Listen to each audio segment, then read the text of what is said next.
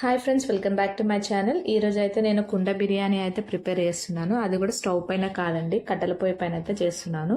First కుండ అయితే clean చేసేసుకొని 1/2 kg అయితే చికెన్ క్లీన్ చేసుకొని వేసుకున్నాను. తగినంత సాల్ట్ వేసుకున్నాను, దాంట్లోనే తగినంత కారం కూడా వేసేసుకున్నాను. తర్వాత ఇందులో అయితే ధనియాల పొడి అయితే వేసుకుంటున్నాను. కొంచెం గరం మసాలా కూడా వేసేసాను అందులోనే. కొంచెం అల్లం వెల్లుల్లి పేస్ట్ కూడా వేసాను. కొంచెం పసుపు వేసుకున్నాను. 1 కప్ ఆనియన్స్ అయితే నేను ఆయిల్లో డీప్ ఫ్రై చేశాను, అది కూడా అందులో వేసేసాను. కొత్తిమీర పుదీనా కూడా కట్ చేసి వేసుకున్నాను.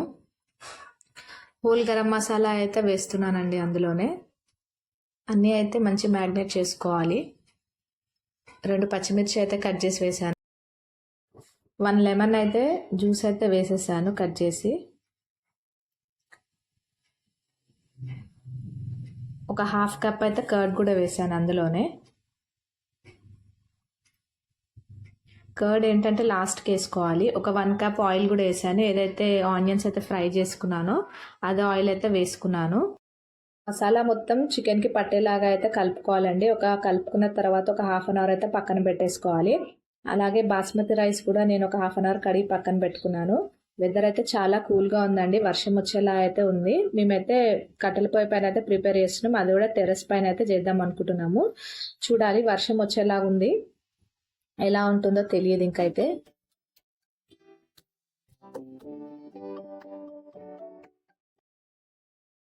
బిర్యానీ ప్రిపరేషన్ అయితే స్టార్ట్ చేసాము. వెలిగించాము కట్టెల పొయ్యి అయితే. వాటర్ అయితే లైట్గా హీట్ అయ్యాయి. అందులోనే గరం మసాలా, సాల్ట్ అయితే వేసుకున్నాము. కొత్తిమీర పుదీనా కూడా అందులోనే వేసుకున్నాము. తర్వాత కొంచెం ఆయిల్ అయితే వేసుకుంటున్నాము. ఆయిల్ వేసుకోవడం వల్ల ఏంటంటే రైస్ అనేది కొంచెం ఫ్రీగా అయితే ఉడుకుతుంది.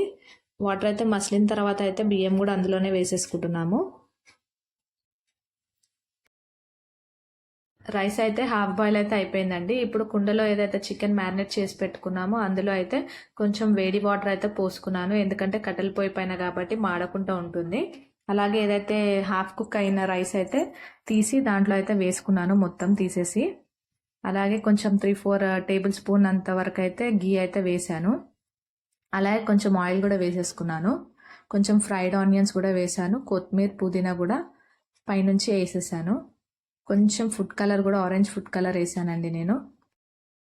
పిండి అయితే చుట్టూ పెట్టేసుకుంటున్నానండి, ఎందుకంటే ఆవిరి అనేది బయటికి అయితే పోకుండా ఉంటుంది.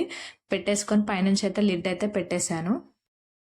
ఒక 1/2 అవర్ అయితే పెట్టామండి, మంటను అడ్జస్ట్ చేసుకుంటూ అయితే పెట్టాము. సో 1/2 అవర్ అయిన తర్వాత తీసాను.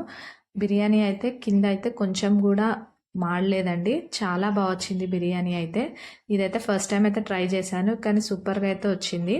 సో ప్లేట్లోకి అయితే సర్వ్ చేసుకుంటున్నాను. కింద అయితే కొంచెం కూడా అడుగైతే అంటలేదండి. సో ప్రిపేర్ చేసే వరకు అయితే చీకటి అయితే అయిపోయిందండి. మేము కిందకైతే తీసుకొచ్చేసి ప్లేట్లోకి అయితే సర్వ్ చేసుకుంటున్నాము. బిర్యానీ అయితే చాలా బాగుందండి, చూస్తూ ఉంటే అయితే తినాలనిపిస్తుంది. టేస్ట్ అయితే ఎట్లుందో చూడాలి. సో సూపర్గా అయితే వచ్చిందండి. సో ఈ వీడియో కనుక మీకు నచ్చినట్టయితే లైక్, షేర్, సబ్స్క్రైబ్ చేసుకోండి ఫ్రెండ్స్.